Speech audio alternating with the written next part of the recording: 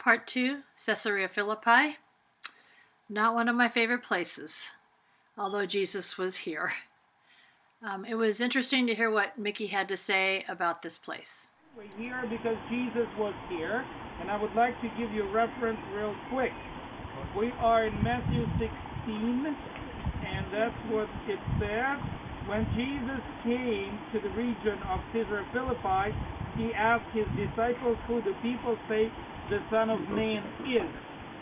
Before we go further in this passage, can I briefly give you a geopolitics of this time period? What happened here? What is this city, and why Jesus comes to here? Herod, remember, was a dynasty of kings. So that's why when we read the New Testament and it says Herod, we need to be a little bit careful which one is that. So brief history of Herod. The dynasty lasted for about 100 years, from 34 BC to 70 AD, when Jerusalem was destroyed. Remember? And that was the end of it. Herod the Great died. He died roughly at 4 BC, roughly. Okay. And the Romans were a little bit afraid that he was accumulating too much power. And what do you do as a Roman? Remember, they used to say divide and rule. And that's what they did. They divided his kingdom between 4 of his heirs, 1 daughter and 3 sons. How do you say 4 in Greek? Tetra. Tetra. Okay, that's a Greek word. That what his daughter received is irrelevant to us, because it was not in Israel. His oldest son, Archelaus, received Jerusalem, which was very quickly annexed by the Romans. He was there only for 10 years, and then the Romans started to rule directly. That's why you have Pontius Pilate. Remember Pontius Pilate where? In Jerusalem for Jesus' trial. Okay? Did you hear the boom? Yep. Let's say it's a friendly fire. Yep. Now that's Archelaus. He was removed 10 years later. So what is left for us is 2 sons of Herod the Great. One called Antipas, and the other called Philip. Okay? Antipas is the one who killed John the Baptist. I would like to read you this passage real quick in Matthew 14. At that time, Herod the Tetrarch. What does it mean? Tetrarch? 4. Can I say quarter? Okay, Herod the quarter, because he ruled the quarter of his father's kingdom. Okay, that's why he's called Herod the Tetrarch. He built a remember, Jerusalem was taken by the Romans. So both of them, Antipas and Philip, built their capital cities in different areas that they ruled. So Philip ruled here. He built this city. Guess how he names it? After whom? Caesar. So he calls it Caesarea. Okay? Herod Antipas, the Tetrarch, builds another city, and he names it also after whom? After Caesar. Also calls it Caesarea. So we need to make a difference. So this one is called Caesarea of Philip. Caesarea Philippi. The other one is named after the Caesar who was at this time ruling in Rome. And the Caesar's name was Tiberius. So the city of Tiberius, where we were, was the capital of Herod Antipas the Tetrarch. Okay. Did I lose you? Or are you with me? I'm with you. Okay, thank you. Okay. So at that time, Herod the Tetrarch heard the reports about Jesus, and he said to his attendants, "This is John the Baptist. He has risen from the dead. That is why miraculous powers are at work in him."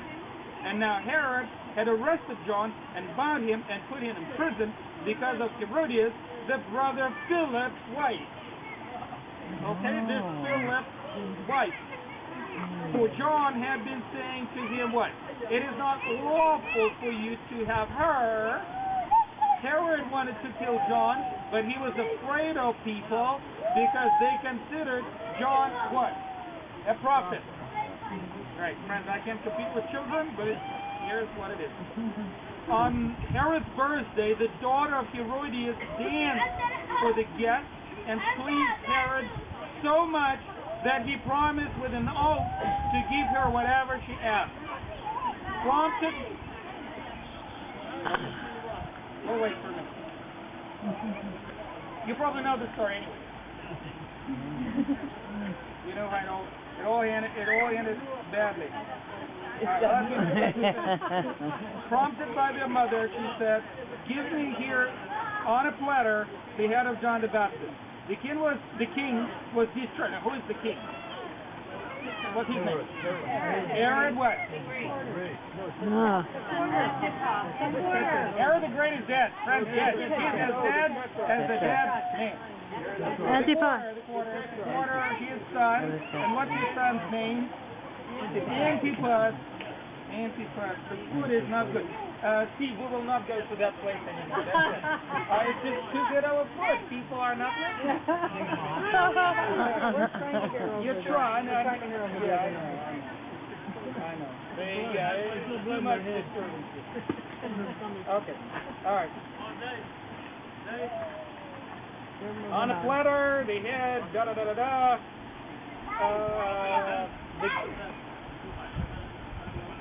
the king was distressed, but because of his oath and his dinner guests, he ordered that her request be granted, and had John beheaded in the prison.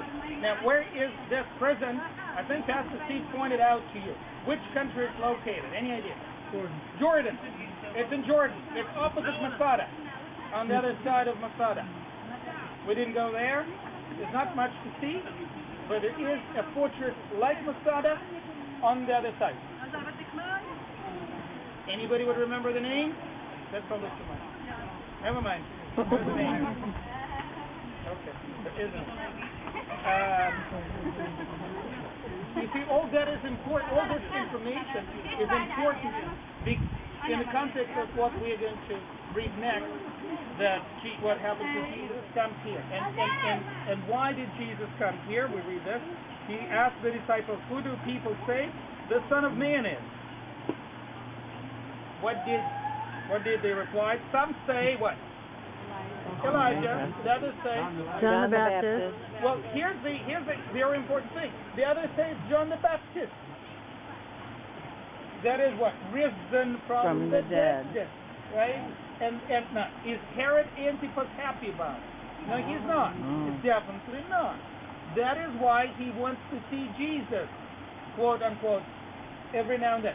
And that is why it is dangerous for Jesus to stay in the city where he lives, because it's under the jurisdiction of Antipas the Tetrarch. And which city did Jesus live at this time? Oh, hallelujah. Praise the Lord. You remember that. That is, you're digesting it. That's wonderful. That's exactly right. Jesus left Nazareth.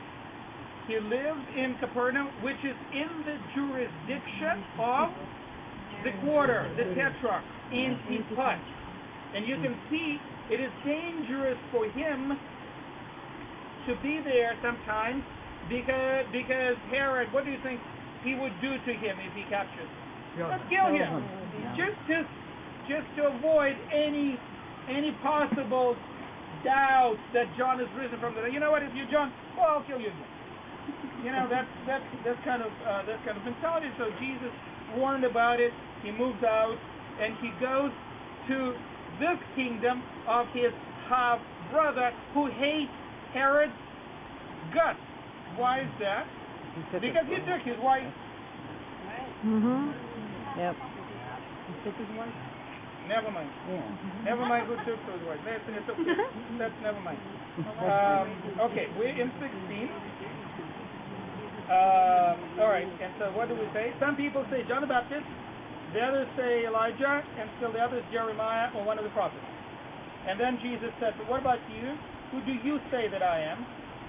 And Simon Peter answered, "You are the Christ." Okay, how do you say Christ? Christ in Hebrew, any idea? Messiah. Oh, Messiah. Messiah. And Christ Wow. is the same word in two different Yes. languages. Mhm. Do you know the meaning? The anointed one. Right? The anointed one. So Greek, Christos, Hebrew, Mashiach, Messiah or Christ, right? The same words in two different languages. You are the Messiah, you are the Christ, the Son of the living God. And then Jesus replied, "Blessed are you, Simon, son of Jonah, for this was not revealed to you by flesh and blood, but by my Father in heaven. And I tell you that you are Peter, and on this rock I will build my church." Now, the rock. I'm so glad that we had an intensive study on who is the rock. What's the rock? God. God himself in the Old Testament text, in the biblical text, the rock always refers to God. Why is that? Because of the characters of the rock. What are they? Firm, stability, and unchangeable, and fortress, and protection, and all that. And that's what we studied. So that is very clear that Jesus is playing words. Remember, what is the language that Jesus talks to Peter? Aramaic, Hebrew/Aramaic, and what's the language that's recorded? Greek. Okay, so you have to be careful with that, because for the Hebrew listener, it's very, very clear what is the rock. They will all understand one thing: it's God. Okay, and on this rock I will build my church. Okay, so on God I will build my church, and then the gates of Hades will not overpower it. Remember, we started talking about Hades yesterday a little bit. Okay, demon-possessed fellow. Remember? Also here, they worship Pan. We said that the main god Pan. That, well, actually an interesting god of shepherds, half human, half goat, pretty ugly. Right? But you got to worship him, because if you don't worship him, he will hide in the bushes like that. You can see there's quite a bit of those, and he will scare you off, and you will panic. You familiar with the word panic? It's a Greek word that comes from the word pan. You will panic, and you will become pandemonium. Pandemonium. Do you guys know what pandemonium is? Crazy. Full of demons. All right, full of demons. And that comes from the word pan as well. Okay? So, and when you confuse like that, he will carry you to the underworld. Okay? So he will actually carry you to the underworld. And so this pagan worship that was going on here was the worship of the underworld. People were afraid of that. People were afraid of that. Okay? And that's Hades.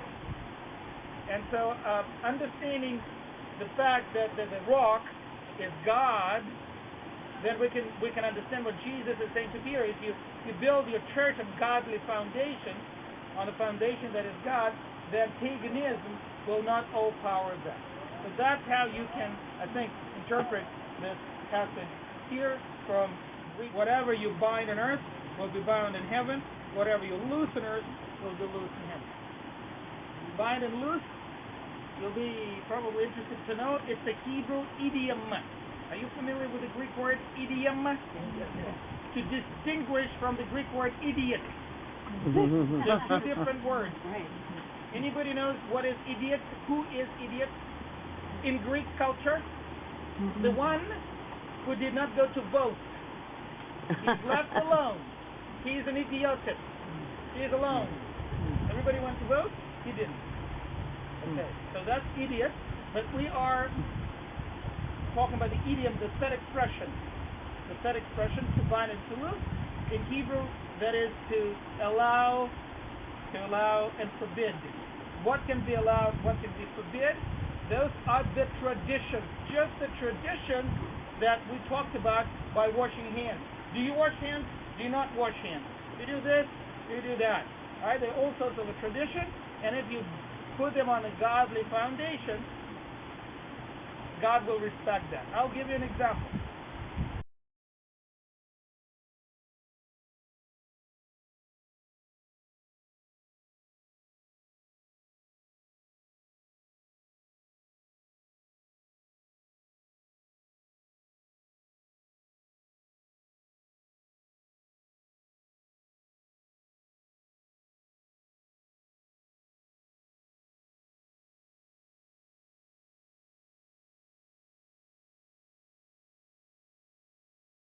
One day. Yeah. This way out. This way. Yep. Why? Because you can get out this way. Well, this is down here. Okay. Huh? Yep. Okay, so we get in this way.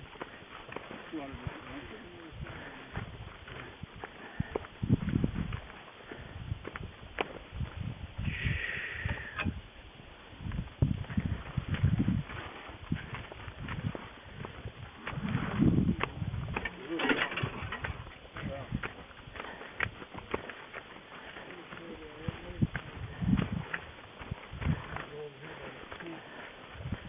Oh my goodness. That went down quite a ways in there. And it kept going. I don't think I want to go any further. I don't think I'm going down in there with it. No, I'm not. Okay. That's the way we were, okay? That came down here, Paul started.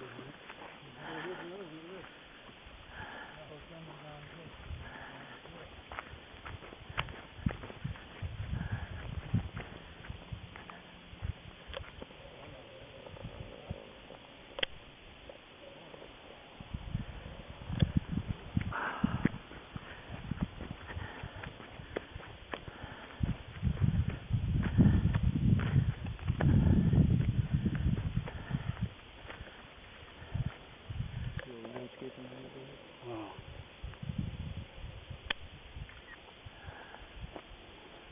Now you got a closer shot. Better closer shot of that one. Shut it off again. I don't quite get that one. Tomorrow, lots more to see, and I'm getting baptized.